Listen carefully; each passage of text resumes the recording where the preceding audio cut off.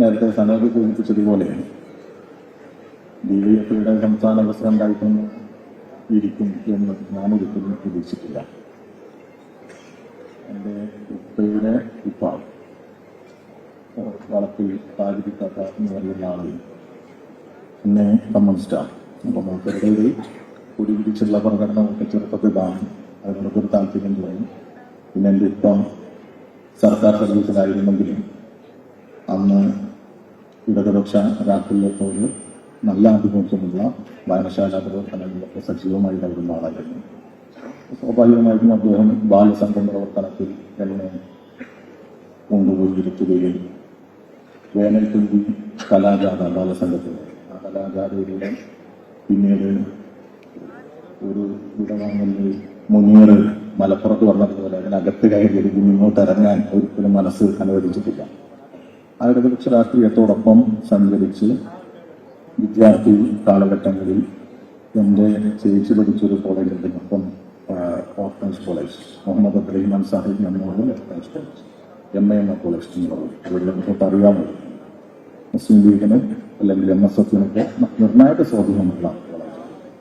ആ കോളേജിൽ അവർ മത്സരിക്കുന്ന സമയത്ത് തോൽക്കുകയും നദിയിട്ടുകയും അതിൻ്റെ കഥകളൊക്കെ പറഞ്ഞ് അവിടെ പോകണം എന്ന ആഗ്രഹം ഉണ്ടായിരുന്നു. അവിടെ എങ്ങനെയെങ്കിലും SFIയുടെ ഭാഗമായി അവിടെ ഒരു മുന്നേറ്റം ഉണ്ടാക്കാൻ സാധിക്കും എന്നൊക്കെ പ്രതീക്ഷയിട്ടുണ്ടായിരുന്നു.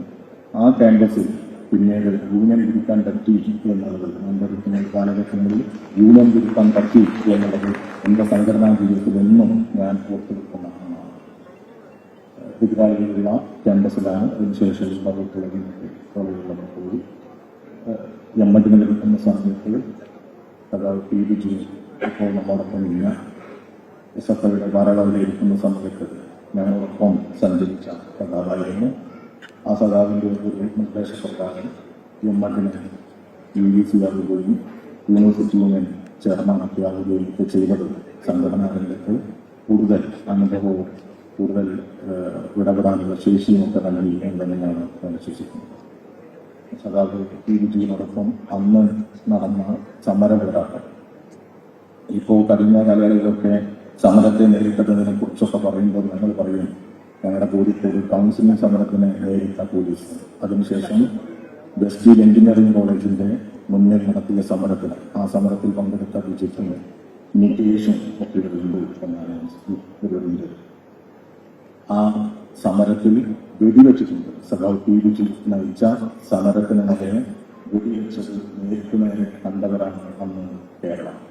ആ സമരത്തിലൂടെയൊക്കെ ഈ വിദ്യാർത്ഥി പ്രസ്ഥാനത്തിലൂടെ പ്രവർത്തിച്ച് മുന്നോട്ട് വരികയും പിന്നീട് യുവജന പ്രസ്ഥാനത്തിന്റെ ഭാഗമാവുകയൊക്കെ ചെയ്ത ഒരു അനുഭവം തീർത്തും എല്ലാ കാലത്തും ഓർത്തുവെക്കാൻ പറ്റുന്നത് തന്നെയാണ്.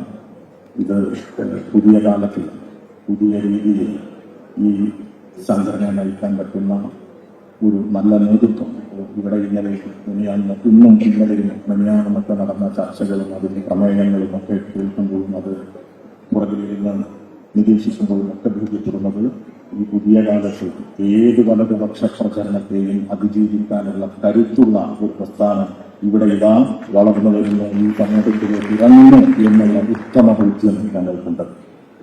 എന്നെ സംബന്ധിച്ചിടത്തോളം സംസ്ഥാന പ്രസിഡന്റായി അല്ലെങ്കിൽ സംസ്ഥാന നേതൃത്വമായിട്ട് വരുന്ന സമയത്ത് ഇതുപോലെ നിങ്ങളുടെ ശബ്ദമായി നിങ്ങളുടെ പ്രതിനിധിയായി സംസാരിക്കാൻ അല്ലെങ്കിൽ വലിയ അപകടമില്ലാതെ മുന്നോട്ട് പോകാൻ പറ്റും എന്നുള്ള സ്വാഭാവികമായിട്ടുള്ള ഒരു പ്രതീക്ഷ ഉണ്ടായിരുന്നില്ല. പ്രത്യേകിച്ച് ഞാൻ കടന്നു വരുന്നത് നേരത്തെ സൂചിപ്പിച്ചതുപോലെ എതിരാളികളുടെ യന്ത്രങ്ങളിൽ നിന്നായതുകൊണ്ട് ഈ നാട്ടിൻപുറത്തെ തർക്കങ്ങൾ ഒന്ന് പറഞ്ഞാൽ തിരിച്ച് രണ്ട് പറയുന്ന ശീലം ഒക്കെയുണ്ട്.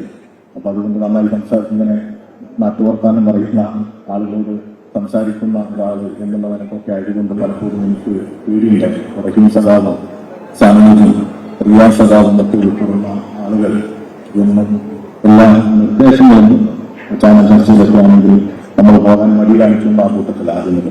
അപ്പോൾ നിർബന്ധിച്ച് അല്ലെങ്കിൽ നമ്മളെ ബന്ധുവിട്ട് ഇറക്കി വിടാൻ അങ്ങനെ ചാനൽ ചർച്ചകളിലൊക്കെ നിരന്തരം ഇടപെടാൻ പ്രേരിപ്പിക്കുകയും നിർദ്ദേശങ്ങളൊക്കെ തന്നു ആണ് ഇങ്ങനെ മുന്നോട്ട് പോകുന്നത്. ഞാനിവിടെ സൂചിപ്പിച്ചത് നിങ്ങളിൽ ഒരുപാട് പേർ നല്ല അവതരണ ശേഷിയുള്ളവർ ഇവരെയൊക്കെ നമ്മുടെ കാര്യങ്ങളിൽ സംസാരിക്കുകയും പ്രമേയം നടത്തുകയും ഇതിന്റെ നിർദ്ദേശങ്ങളൊക്കെ നിരീക്ഷിക്കുമ്പോൾ വലിയ പ്രതീക്ഷയാണ് നമുക്കുള്ളത്. തീർച്ചയായിട്ടും ഈ സംഘടന കൂടുതൽ കരുത്തോടെ മുന്നോട്ട് പോകും. കഴിഞ്ഞ നാളുകളിൽ സഭാവിദ്യാഭ്യാസത്തെ കുറിച്ച് പറയാൻ പറ്റില്ല. കൂടുതൽ കരുത്തൽ നമ്മുടെ പ്രസ്ഥാനത്തെ നയിച്ചതാണ്. ഞങ്ങളെങ്കിലും ഒരു പ്രശ്നം ഒരു ഇടതുപക്ഷ ഗവൺമെന്റിന്റെ ഇന്ത്യയിൽ കേരളം, ആ കേരളമല്ല കേരളത്തിലെ ഇടതുപക്ഷ ഗവൺമെന്റ് നയിക്കുന്ന സമയത്ത് രാജ്യത്ത് സംഘപരിവാരത്തിന്റെ തെറ്റായ നയങ്ങൾ വലിയ രീതിയിൽ അടിച്ചേൽപ്പിക്കുന്ന സമയത്ത് കേരളത്തിലെ യുവജനങ്ങളെ സംഘടിപ്പിക്കണം. പദവിയേൽക്കുന്ന കേരളം സ്വാഭാവികമായിട്ടും ഭരണാധികാരികളുടെ അല്ലെങ്കിൽ അതിന്റെ വിവിധ ഭാഗങ്ങളിൽ നിന്ന് വരുന്ന പ്രചരണങ്ങളുണ്ട്, തെറ്റായ പ്രചരണങ്ങളെല്ലാം ഉണ്ട്. പലതും പ്രതീക്ഷിക്കുകയും പലതും പ്രചരിപ്പിക്കുകയും ഒക്കെ ചെയ്യും. നമ്മളെ സംബന്ധിച്ചിടത്തോളമാണ് സമര സംഘടന എന്നുള്ളതാണ് നമ്മുടെ ഐഡന്റിറ്റി. ചെറുപ്പക്കാരെ യുവജനങ്ങളെ സംഘടിപ്പിക്കുക എന്നുള്ളത്. ആ സമര സംഘടനയെ കേരളത്തിലുടനീളം വ്യാപിപ്പിക്കാൻ പുതിയ യുവജനങ്ങളെ കണ്ടെത്തി മുന്നോട്ട് കൊണ്ടുപോകാനൊക്കെ ഉത്തരവാദിത്വം ഏൽപ്പിക്കപ്പെട്ടവരാണ് ഞങ്ങളൊക്കെ.